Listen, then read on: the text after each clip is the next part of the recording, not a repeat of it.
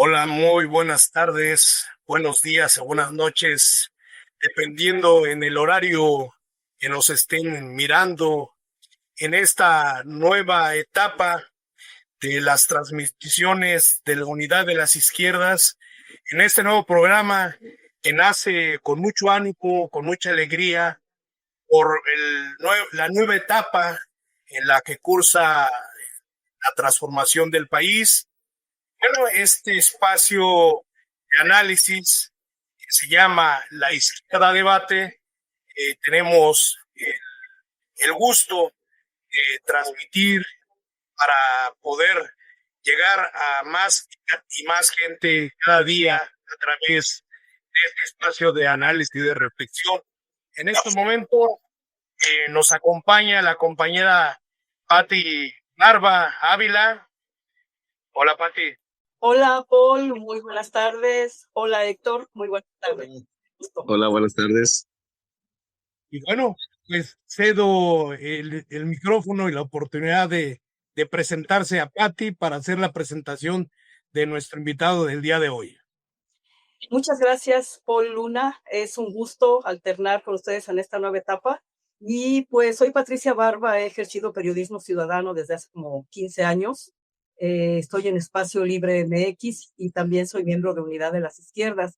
El día de hoy tenemos el gusto, Paul y yo, de alternar con el compañero Héctor Severiano, por supuesto también miembro de este gran proyecto de Unidad de las Izquierdas. Él es profesor de educación primaria, estudió en la Universidad Autónoma de Nayarit, ha contendido para cargos de elección popular y siempre ha militado en la izquierda. Y el día de hoy vamos a tratar un tema que ha estado presente más que nada como un proyecto de ataque, de intento infructuoso de debilitar a un proyecto tan exitoso como es la Cuarta Transformación. Se trata del caso Teuchitlán y que data desde septiembre del año pasado, pero a reserva de lo que Héctor opines y tú, Paul, de lo que opinen, me parece que se retomó porque no ha habido manera de que disminuyan el prestigio y la aceptación de un gobierno exitoso, sí con problemas, claro que sí, pero sí comprometido, sobre todo a combatir lo que es el narcotráfico en México, que es un problema terrible, ¿no? Y que inició, no hay que olvidarlo, en el sexenio de Felipe Calderón. No es que haya iniciado, se recrudeció en el sexenio. Son justamente ellos, los panistas, los que ahora están haciendo un uso bastante mediocre, yo diría muy, muy patético, de este caso por el cual se quiere culpar al gobierno federal cuando es de la competencia del gobierno estatal de Teuchitlán y el gobierno municipal y el gobierno estatal. Pero no hacían escándalo con Calderón y tampoco le reclamaron a Enrique Alfaro en su momento, siendo que es uno de los señalados de esto, ¿no?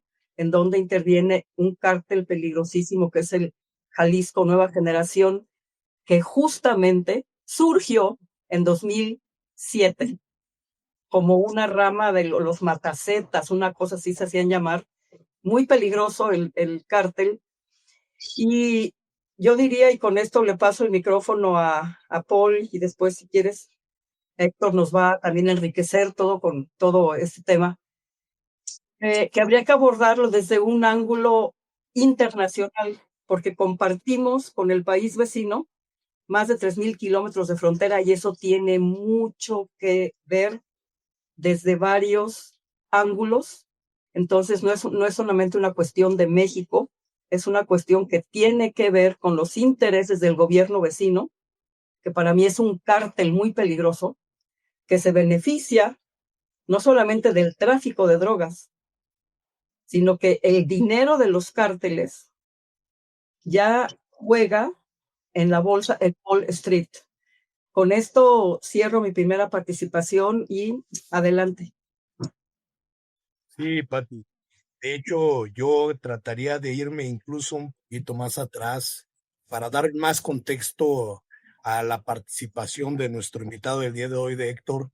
Yo creo que los turbulentos años 70 dieron pie a una década en decadencia con la incursión o la integración de México a las economías globales y obviamente la inicialización del neoliberalismo. Obviamente esto fomentó desplazamientos de mano de obra y transferencias de conocimientos tecnológicos, pero en este globalismo venían muchos intereses, obviamente beneficiando a unos cuantos, pero esto desataría muchas condiciones para el beneficio de estos grupos, pero altos niveles de corrupción y que esto nos llevaría obviamente a la inseguridad, porque esta oleada de corrupción que nace en aquellos tiempos, pues empieza a perpetuarse dentro de los cuerpos policíacos y le da paso a algunas políticas como el paso de charola, el diezmo con el jefe, el paso de corriente con los altos mandos, y obviamente es una política de pillaje que desde estos orígenes empieza a manipular las condiciones de vida de acá en México en temas de seguridad. Obviamente esta oleada de narcotráfico, de delincuencia organizada que en aquellos años no se conocía, empieza a extenderse como una enredadera, corrompiendo todas las formas y de forma lenta, pero densa y mortífera, pues se va incrustando en todos los niveles de gobierno y obviamente nace todo este tema tan complejo que obviamente acá nuestro invitado de hoy, Héctor, el maestro Héctor Cebrián, nos habrá de dar luz en este tema tan importante y tan complejo. Le pasamos la voz, yo creo que al compañero Héctor para que haga una introducción del tema. Yo creo que él, como experto en esto, nos ayudará mucho en este análisis. Adelante. Hola, buenas tardes, buenos días, buenas noches a todos y a todas. Este es un esfuerzo importante, entonces vamos a vamos a dar la oportunidad de hacerlo pues de la manera más, vamos a decir, rápida, pero al mismo tiempo densa posible. No es posible en pocos minutos abarcar un tema tan complejo que tiene raíces históricas. En primer lugar, quiero referirme a los antecedentes históricos de todo este fenómeno del acuerpamiento de toda la imbricación del narcotráfico, de los grupos delictivos de este nivel en la política mexicana. A finales de los 70, lo sabemos, estamos hablando del el fin del sexenio de José López Portillo, y luego ya todo el sexenio de Miguel de la Madrid, 1982-1988, se gesta toda una transición económica, política, no solo en México, sino en el mundo. Se da conclusión a un modelo de desarrollo del capitalismo que estuvo basado básicamente en los preceptos de los acuerdos de Bretton Woods y toda la política económica que el imperialismo y sus satélites en Europa desarrollaron posterior a la Segunda Guerra Mundial. Viene la crisis de la deuda, en los años 80, viene la crisis del petróleo, la superliquidez que hubo en los mercados financieros, en los circuitos financieros internacionales. En fin, hay un conjunto de fenómenos económicos, macroeconómicos muy poderosos que hacen que fracase o que finalice una época del capitalismo, inicie otra época del capitalismo, que nosotros en términos así muy globales llamamos neoliberalismo. Algunos autores dicen que eso es capitalismo salvaje, que es como tal se le debe denominar. Para los efectos nuestros es el neoliberalismo. ¿Qué efectos tiene para nuestro país eso? Bueno, en primer lugar, la imposición de aquel llamado consenso de Washington, que son básicamente es aquel decálogo que le impusieron el Fondo Monetario Internacional, el Banco Mundial y las estructuras económicas, y por qué no decirlo políticas, que el imperialismo utiliza para imponer su voluntad en los países, sobre todo en los países como el nuestro.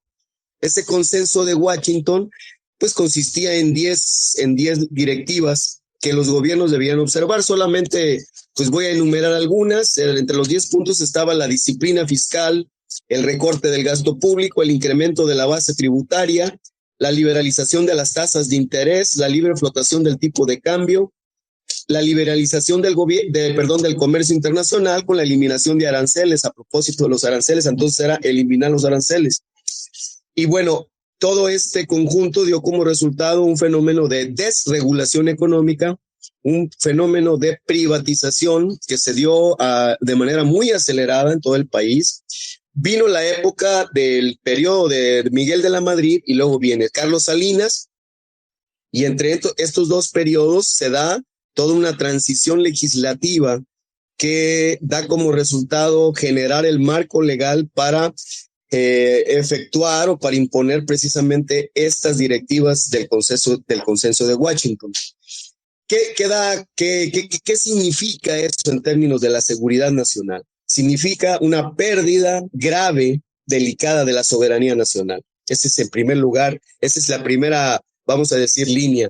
Un fenómeno generalizado de empobrecimiento, un fenómeno generalizado de desempleo, el campo es desarticulado, se abandona al campo prácticamente y entonces surgen grandes corrientes migratorias, miles y miles de mexicanos de las zonas rurales y también de las zonas urbanas corren a Estados Unidos, pues en búsqueda de mejores condiciones de vida, y entonces el país sufre un fenómeno de descomposición social grave, hay desarticulación de los núcleos familiares, hay un conjunto de fenómenos que dan como resultado el abandono, el empobrecimiento, la marginalidad, la marginación social y con todo esto la descomposición. Este es, digamos, el esquema general sobre el cual surge este fenómeno conocido como esta implicación de los grupos delictivos. Yo, en términos, vamos a decir ahora sí, policíacos, en términos de la relación de los narcotraficantes, los policías y los políticos, que fue así en términos concretos. ¿Qué significó? Bueno, es un periodo, finales de los 70s, principios de los 80s, todos los años 80s hasta los 90s y lo que siguió, que yo recuerdo, bueno, nosotros recordamos a manera anecdótica, pero además prototípica de este fenómeno, a Guillermo González Calderoni, aquel famoso llamado superpolicía, que en mi personal concepción o idea es la persona o es una de las personas que con su conducta, con su desempeño como policía, tiene un gran significado en este periodo. González Calderón, y lo recordamos, es un policía del más alto nivel del gobierno de México, que se ve pronto implicado en una relación con los narcotraficantes sobre todo del noreste del país, Tamaulipas, Nuevo León, que son el grupo que empuja en primer término, junto después con el noroeste, que es acá Sonora y Sinaloa, impulsan este fenómeno de imbricación de los grupos delictivos y la política mexicana. Recuerdo que a González Calderón terminaron asesinándolo en Texas a principios de los años 2000. Él fue un prototipo, así lo digo yo, de lo que significa la relación entre estos mundos, ¿no?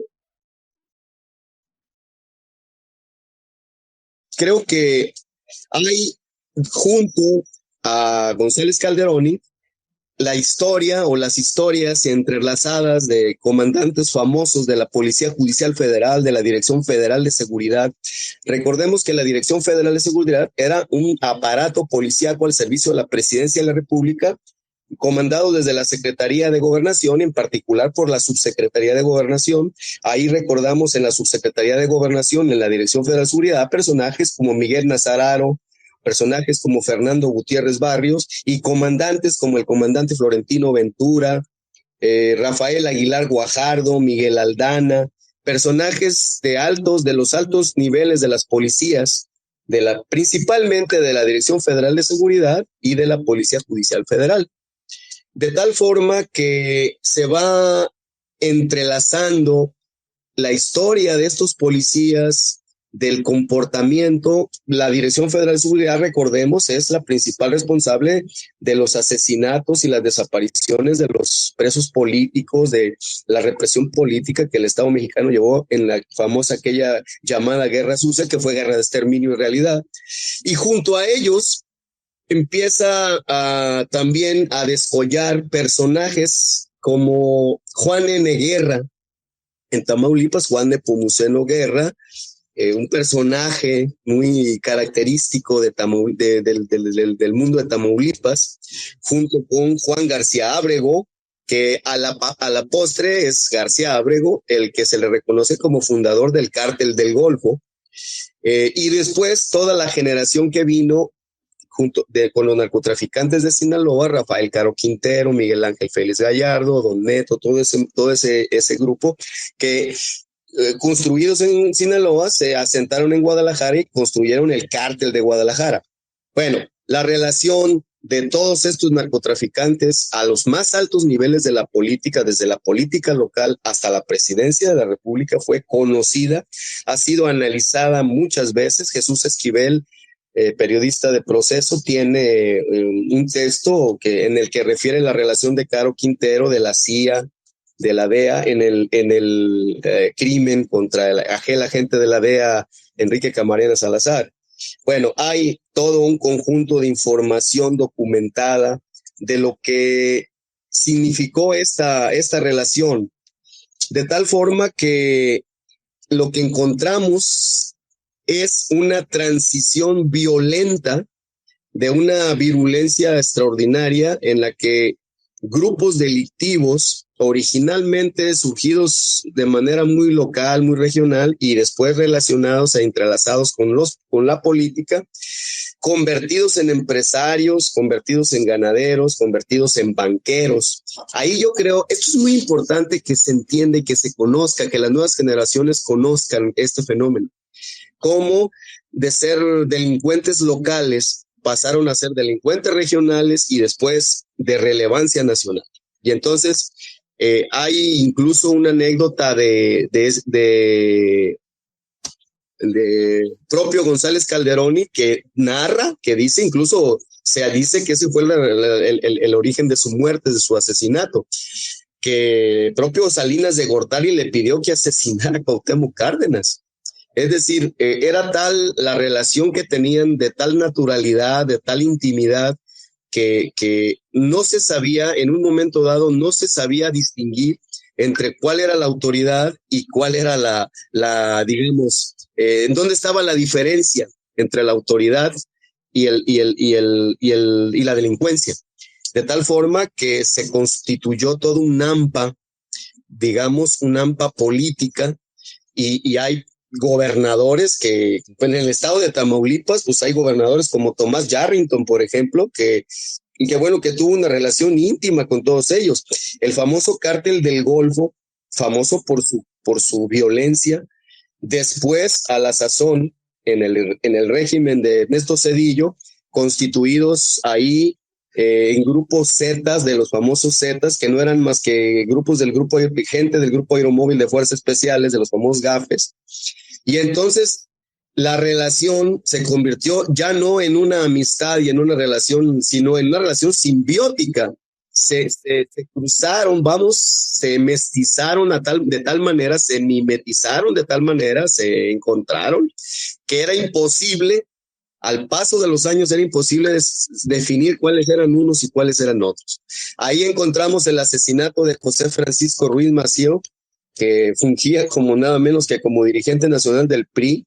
Recordamos ese evento, recordamos la relación de Juan N. Guerra con Raúl Salinas Lozano, padre de los Salinas, de Carlos Salinas y de Raúl Salinas, la relación de Raúl Salinas con todos ellos, y bueno, una mezcla de ampones 100%, vamos a decir, ampones vienen del mundo del ampones de la política, y después toda una relación en donde el AMPA empezó a financiar campañas políticas. Todo esto, eso es un escenario general de cómo se dio digamos, esa relación. El paso de los años, cuando llega la transición famosa, aquel acuerdo de Cedillo para que el PAN llegara a la presidencia de la República, y los gobiernos panistas lo que hicieron fue heredar esa historia construida dentro de los gobiernos priistas, y eso es lo que tenemos hoy. Y el caso emblemático que ya se mencionaba aquí, de Genaro García Luna, que fue prácticamente un peón del cártel de Sinaloa durante largos 2 sexenios, el de Fox y el de Felipe Calderón, hoy preso en Estados Unidos, y emblema o expresión emblemática de cuál era la relación simbiótica, la relación así, vamos a decir, íntima, de ampones de un tipo de un lado y ampones de otro lado. Ese, digamos, pudiéramos decir que ese es el antecedente histórico de lo que tenemos hoy. Muy de acuerdo con lo que acaba de decir Paul y lo que acaba de decir Héctor. En realidad, otro de los enfoques interesantes es que a partir de la década de los 70, cuando Estados Unidos decide implementar el Plan Cóndor a nivel Latinoamérica, en México se llamó la Operación Cóndor. En esa Operación Cóndor, el PAN, justamente siguiendo instrucciones del Departamento de Estado norteamericano, porque el PAN es un proyecto del imperio, decidió crear el Ejército Azul del PAN, y en la creación del Ejército Azul se alió con cárteles del narcotráfico para perseguir a insurgentes, entre ellos los que estaban en Guerrero, Genaro García Rojas, y todos los grupos del Partido de los Pobres, etcétera. Entonces, el PAN, curiosamente, si ustedes se fijan, no solamente en el sexenio de Felipe Calderón se recrudecieron las actividades del narcotráfico. Nace el Cártel Jalisco Nueva Generación, pero además el Cártel de Sinaloa cobra un enorme peso, porque sabemos que el secretario de Seguridad, Genaro García Luna, fue impuesto por instrucciones del gobierno mexicano para poder jugar con el cártel de Sinaloa y otros cárteles. Aquí también hay que decir que la DEA no es un organismo que quiera terminar con el narcotráfico. Estados Unidos no quiere terminar con el narcotráfico, lo utiliza para imponer sanciones, para intervenir militarmente, lo utiliza como pretexto, pero no le interesa acabar con el negocio del narco, y la DEA en realidad administra el negocio del narco en territorio norteamericano. Entonces aquí es muy indignante, no solamente que el gobierno de Trump, pero todos son iguales, no es nada más Trump, es Biden y los que le antecedieron, lo utilicen como pretexto. Lo más indignante es que el Partido Acción Nacional es el que más énfasis pone en rasgarse las vestiduras, cuando ha sido el Partido Acción Nacional el que más ha contribuido a la éxito, digamos, a la actividad del narcotráfico. Nada más cierro con esto.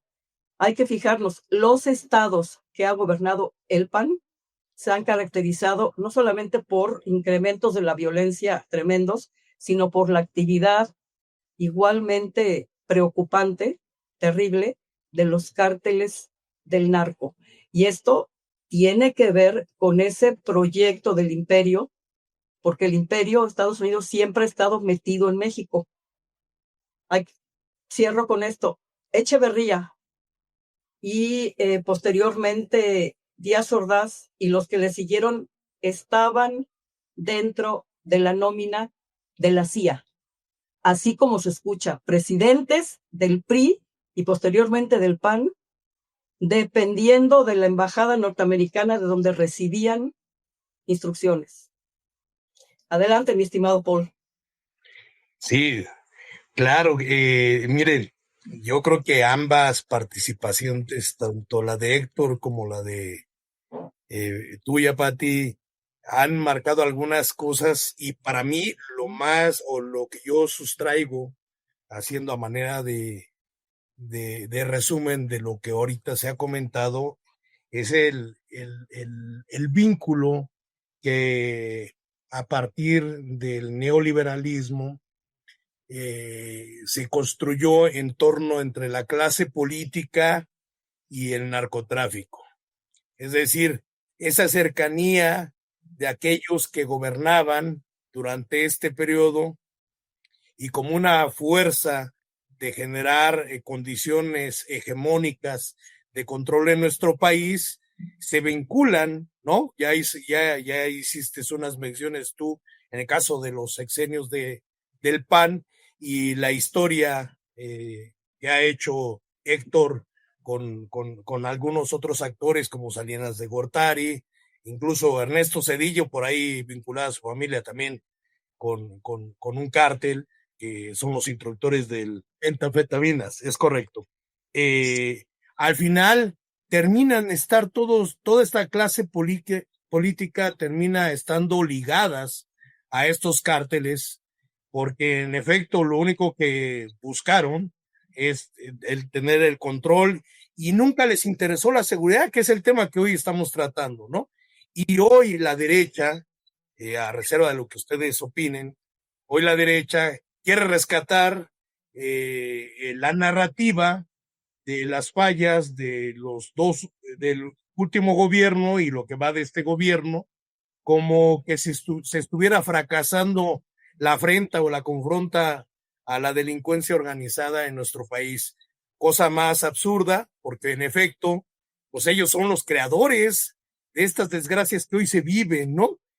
Tanto el PRI como el PAN, en este periodo de amaciato que tuvo el PRI y el PAN, pues construyeron esas alianzas que hoy tienen a la sociedad un tanto desconcertada, insegura, y la narrativa de construir que el movimiento de transformación ha traído problemas, pues habría que revisar cuántos crímenes, y ahí suelto la pregunta para quien me siga, cuántos crímenes de Estado vinculados al narcotráfico estuvieron relacionados en este periodo neoliberal, que al final empieza desde Miguel de la Madrid, más desde López Portillo, perdón, y hasta con Enrique Peña Nieto, ¿no? Entonces ahí habría que ver los índices y las cifras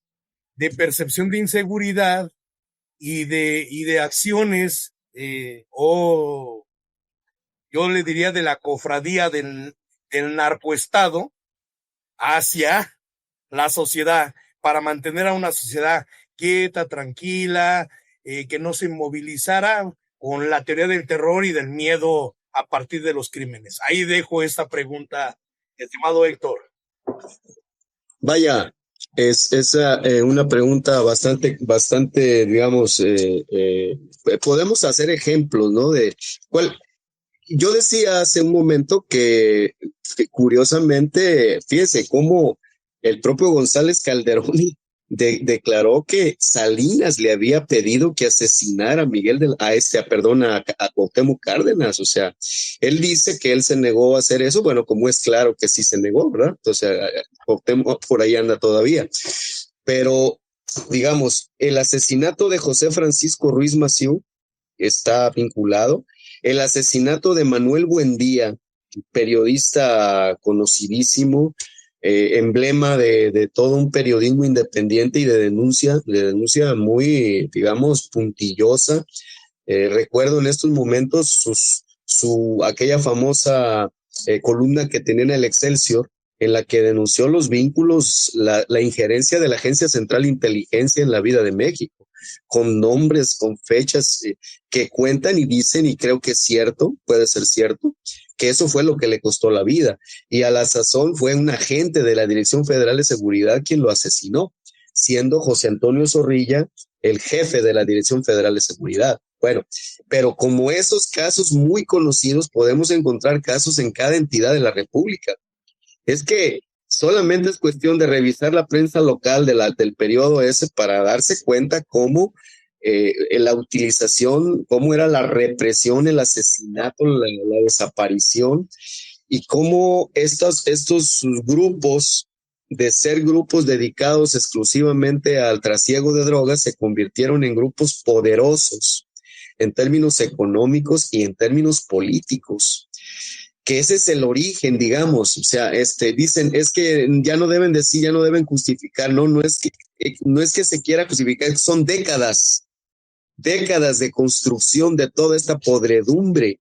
Estamos hablando de más de 30 años de relación, de una relación íntima entre estos grupos, la Agencia Central de Inteligencia de Estados Unidos, la propia DEA y el gobierno de México. Entonces, eso no lo vamos a erradicar en 15 días o en 6 meses. O sea, quienes acusan, pues no hacen uso del análisis histórico que permite situar en términos reales qué está pasando. Porque acusan, por ejemplo, al gobierno de México de que no está trabajando. Yo creo que voy a dar unos datos que dio el licenciado Omar García Harfuch hace unos días en una mañanera, el 29 de marzo, 28, 29 de marzo, no lo tengo claro. El 29 de marzo yo lo rescaté de la presidencia, del blog de la presidencia. Y Harfuch informa que suman, fíjense bien, entre el 1 de octubre de 2024 al 23 de marzo de 2025, es decir, ni siquiera un año, meses, 15,887 detenidos y 134.7 toneladas de droga decomisadas. Si a algo se le debe reconocer al equipo, a la presidencia de la República y al equipo de seguridad del gobierno de México, es un combate frontal a la actividad delictiva. Estamos hablando de 15,000 detenidos, ¿sí? Y estamos hablando de 134 toneladas de droga, de diferente. Dice, en 17 estados se han desmantelado y desarticulado 644 laboratorios clandestinos. 644 laboratorios clandestinos y áreas de concentración para la elaboración de anfetaminas. Se han asegurado 900,000 litros de sustancias y 216,280 kilogramos de sustancias, es decir, 216 toneladas de sustancias químicas que se utilizan en la confección de drogas de todo tipo. Dice, además, 504 reactores de síntesis orgánica, 322 condensadores, 124 destiladores, evitando la producción de millones de dosis de anfetaminas. La Secretaría de Marina, además, aseguró 4.5 toneladas de cocaína en Baja California Sur y 8 toneladas en diferentes momentos. Y el último dato que acabo de recuperar, la Secretaría de la Defensa Nacional, la Secretaría de Seguridad Pública, de Protección Ciudadana y la Fiscalía General de la República dieron la información de haber asegurado un arsenal con 21 lanzacohetes, 2 bazucas, 5 ametralladoras, 5 fusiles Barrett .50, 34 armas largas y 8 armas cortas y 16 granadas. O sea, ¿de qué estamos hablando? Este último dato que doy aquí, esto también tiene que meterse en el conjunto del análisis, una variable de dónde vienen las armas. Ese es otro asunto, ¿no? Pero bueno, es decir, es un conjunto, pues, ¿no? Estos datos, yo creo que son datos que tenemos que divulgar, porque hay una prueba fehaciente, clara, de cómo está el gobierno, el Estado mexicano, cómo está combatiendo la actividad delictiva. Sí, totalmente de acuerdo, Héctor. Es un proyecto. Lo que tiene el imperio es un proyecto. El imperio sabe perfectamente bien, cuando digo el imperio hablo de USA Corporation, así le digo al gobierno que desgobierna a la sociedad norteamericana, USA Corporation, porque son corporaciones. Y entre esas corporaciones ya pesa el narcotráfico. Es un gran negocio. Y lo ha sido desde el imperio inglés, que empezó con el tráfico del opio. Porque no empezó. Sí. O sea, no. Aquí el problema que enfrenta nuestro país y que tienes mucha razón, Héctor, el gobierno tanto de Andrés Manuel y con más énfasis el de Claudia, está haciendo lo que debe de hacer, lo que tiene que hacer. ¿Por qué es insuficiente? Porque todo esto, todo este proyecto de dominación que se ha recrudecido con Trump, ¿sí? De la doctrina Monroe 2.0 en así, pero multiplicada por 1000, otra vez ejercer presión sobre todos los gobiernos de este hemisferio. ¿Por qué? Porque ya perdieron en Ucrania y no están ganando mucho con su base militar que se llama Israel, que no es un país, es una base militar en Medio Oriente, y eso los ha exhibido como un imperio que está en declive. Están perdiendo control por la nueva realidad geopolítica, donde el grupo BRICS juega un enorme papel. ¿Por qué lo traigo a colación? Al gobierno norteamericano, a USA Corporation, no le importa los esfuerzos que esté haciendo Claudia Sheinbaum y todo su equipo, que es un gran equipo además, es un gran equipo. No les interesa, es más, quisieran que no funcionara. ¿Qué es lo que va a suceder para que México gane terreno? Esta es una guerra de dominación donde entra el narcotráfico. ¿Qué tiene que suceder? ¿Qué hace BRICS? BRICS le abre un horizonte muy promisorio a las naciones como México, que les llamamos del sur global. Y sí, México está atado por el TEMEC a Estados Unidos y Canadá, pues ahí es así como que casi de adorno, ¿no? Perdón que lo diga, pero entonces, claro que podría el gobierno mexicano decir, no estás respetando el TEMEC, porque en muy pocos rubros yo te impongo aranceles, por eso se llama de libre comercio, pero ellos no respetan tratados ni respetan absolutamente nada. Y podría decir, ¿sabes qué? La opción que tengo es acercarme más China, que es a lo que le tiene pavor USA Corporation, al bloque BRICS, ¿no? Bloque BRICS es un bloque que más poder gana a medida que pasa el tiempo.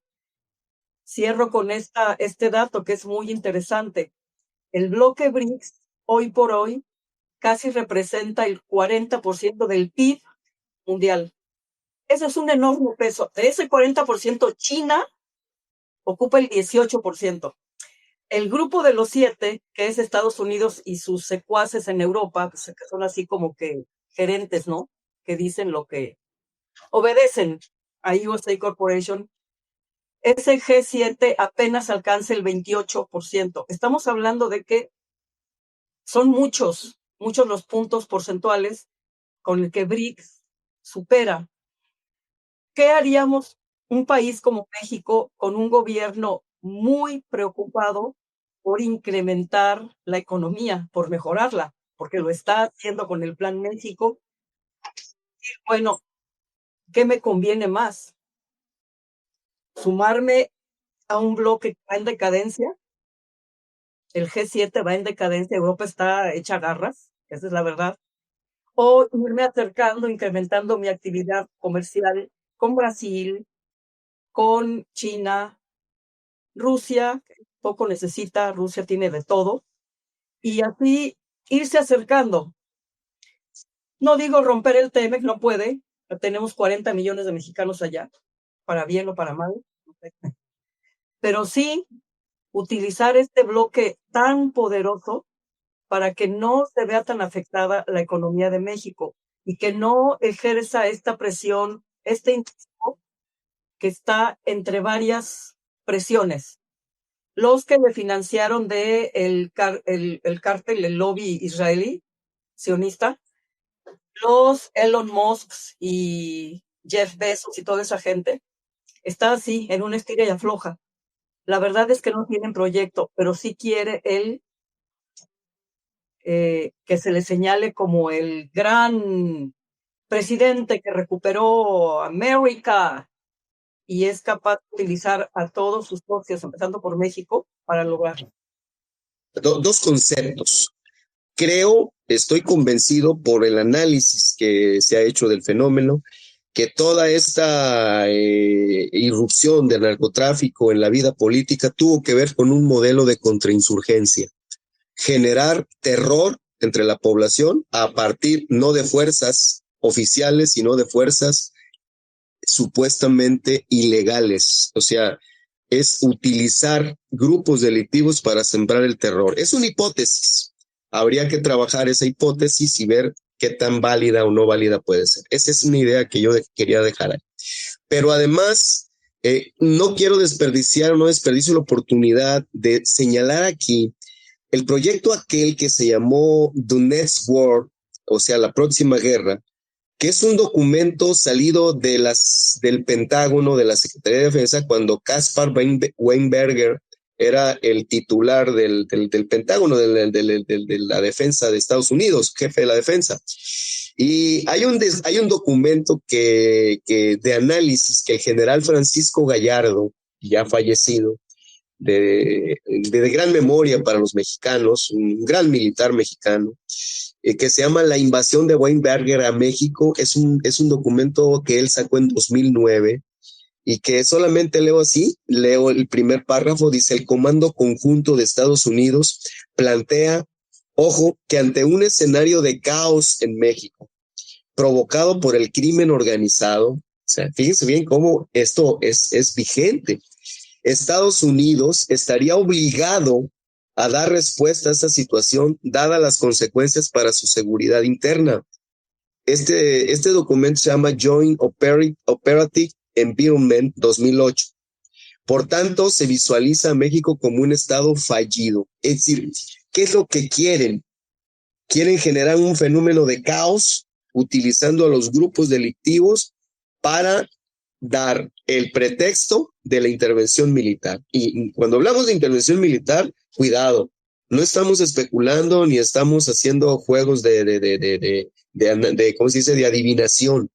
Estamos hablando de una posibilidad. El plan, dice plan operativo, fíjense cómo se llamaba, cómo era el subtítulo. El modelo de simulación militar se llamó Plan Operativo del Pentágono para la Liberación de México. Esto no es una novela, ¿sí? No es producto de la mente ingeniosa, fantasiosa de algún escritor. No.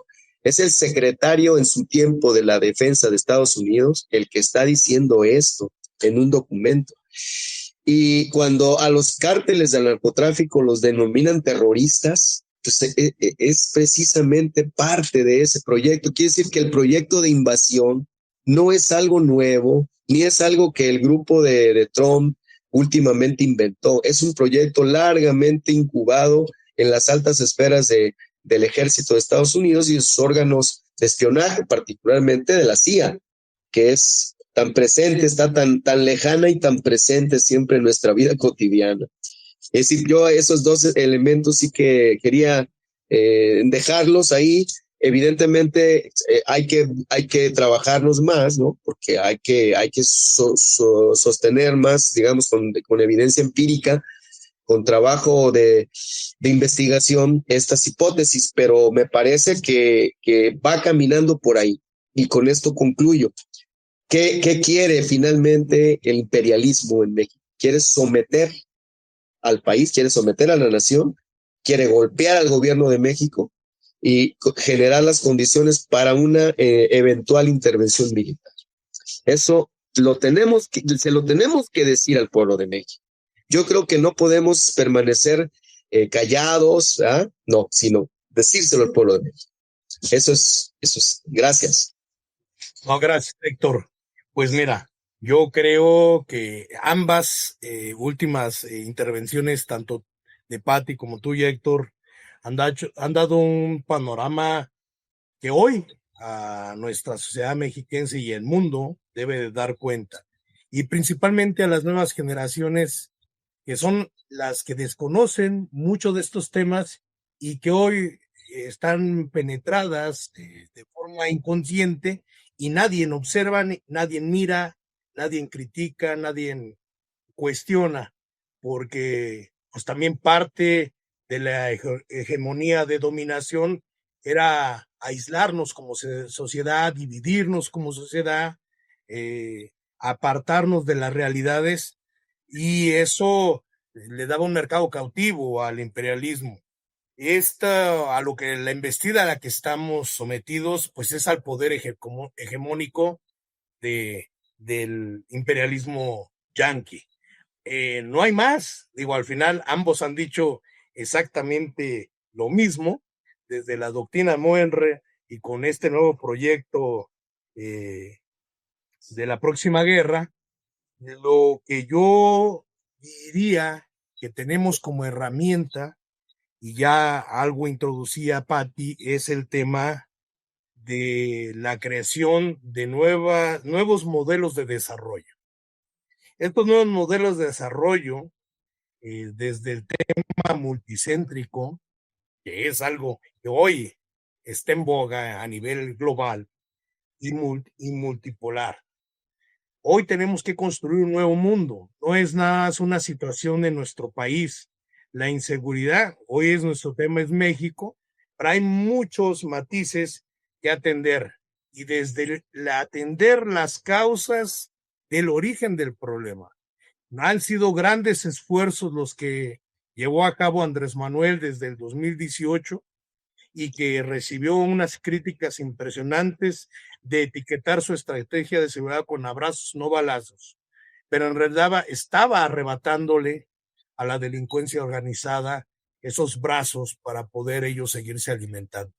Desafortunadamente, desde el imperialismo a estos cárteles les ha instruido nuevas formas de reclutación, y hoy es a través de las carencias del trabajo, la falta de oportunidades. Sin embargo, se ha ido consolidando toda esta estrategia a partir de 2018 y hasta ahora con la doctora Claudia Sheinbaum, la atención de programas que beneficien y que generen condiciones de bienestar en nuestros jóvenes, que ellos hasta el final terminan siendo los paganos de esta guerra, una guerra que no tiene etiquetas, que de trasfondo tiene grandes motivaciones económicas, y una de ellas, como bien menciona Héctor, es lograr intervenir a nuestro país, entendiendo que de nuestro país hacia abajo, del cono sur, de nuestra América, pues somos los más ricos en cuanto a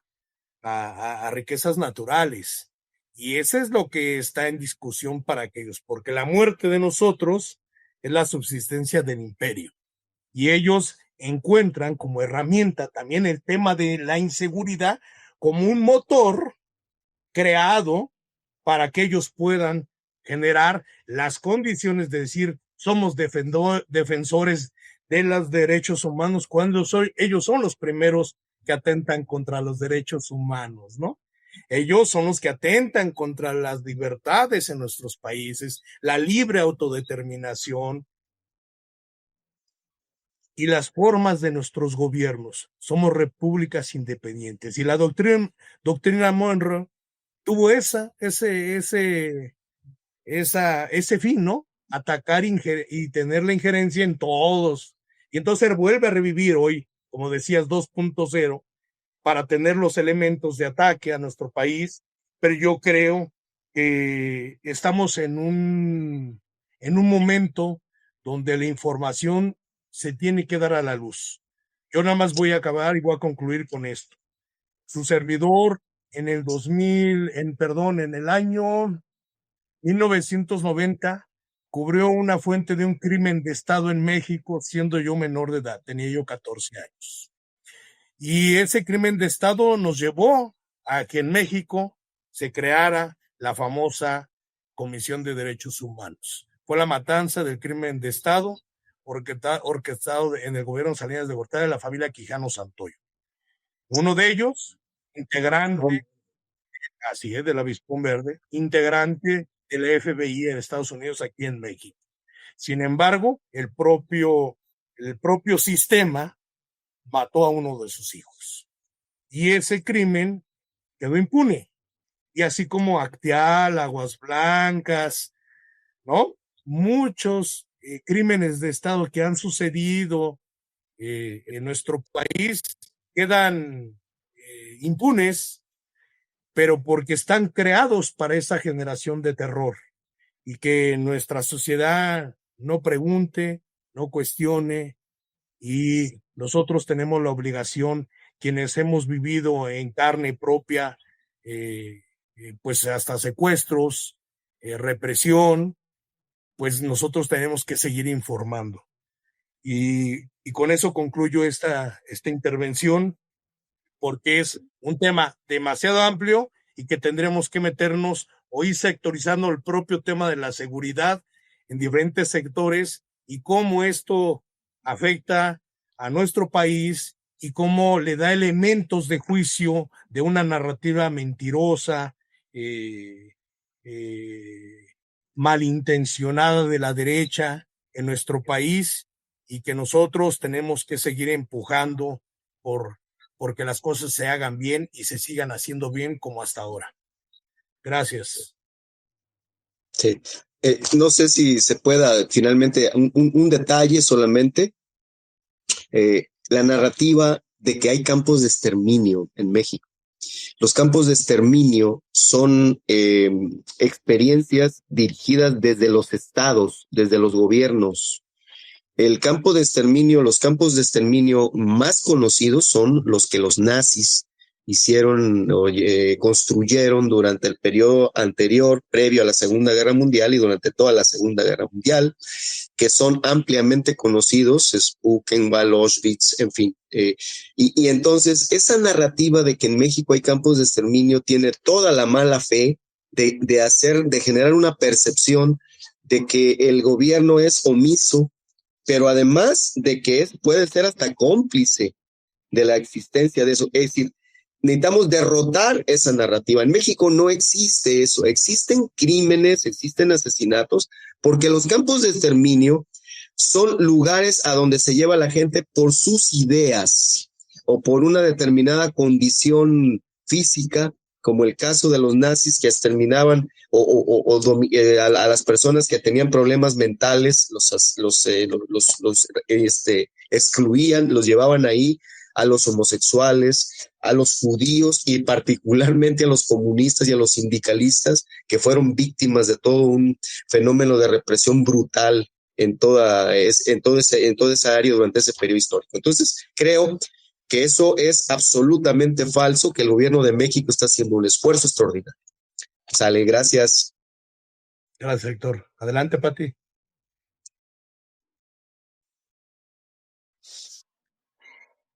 De acuerdo. Me regreso un poquito y lo abarco desde el proyecto imperial de recuperar hegemonía, ahora utilizando al continente americano.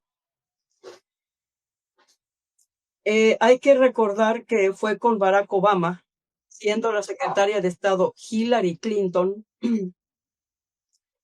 cuando autorizan operación Rápido y Furioso, y con ello dotan de armas de alto poder a los cárteles, con la engañifa de que iban a llevar unos marcadores para que entonces fuera más fácil localizar, etcétera, etcétera, etcétera. Pero fue con la bendición de Obama y de Hillary Clinton que Genaro García Luna llegó a la Secretaría de Seguridad con Calderón. Siempre ha sido un proyecto. Siempre ha sido un proyecto. Ahora, ¿Por qué voy a traer a colación la importancia de que el partido mayoritario en México no recorra la misma ruta que recorrió el PRD? Nada más voy a dar unos datos y por qué es tan relevante esto. Ustedes recuerdan que el Partido Socialista Obrero Español, que venía desde finales del siglo XIX, formado como un partido marxista-leninista, un partido de izquierda, pero ¿qué es ahora? Cuando llega este señor, espérenme, ahorita me acuerdo, el presidente del PSOE, que lleva a cabo los pactos de la Moncloa. No sé si les recuerda el Pacto por México. O sea, ¿qué fue haciendo la oligarquía internacional? Penetrando al Partido Obrero Social, o sea, Socialista Obrero Español, y convirtiéndolo en una comparsa de la derecha. No lo puedes casi diferenciar del Partido Popular de Aznar. O sea, ¿qué sucedió con el PRD? El PRD, siendo un partido respetabilísimo, realmente de izquierda, bueno, fue la conjunción, fue una alianza de partidos de izquierda, incluso que estaban en la clandestinidad. Un gran partido. ¿Qué sucedió con el PRD? Fue torciéndose hasta que se convirtió, bueno, ya no es nada, ¿no?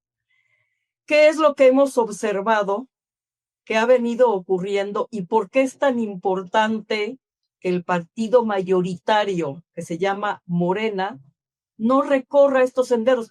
Porque justamente las aristas por donde invaden, por donde imponen un proyecto de dominación, también tienen que ver con los partidos políticos. ¿Por qué? Pues es una maquinaria electoral.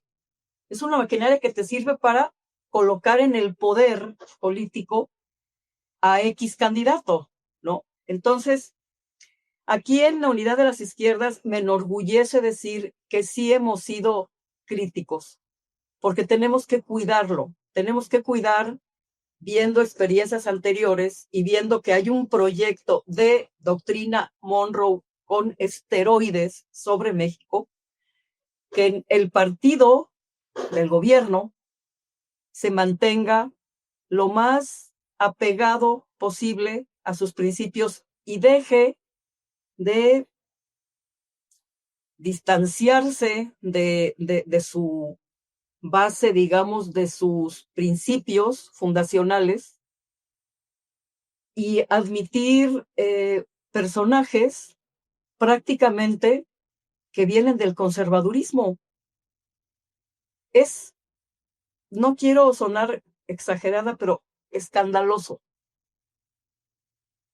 Es decir, no, es que fíjate que urgía que aprobaran la reforma, sobre todo la judicial, y por eso Miguel Ángel Yunes, hijo de un pederasta,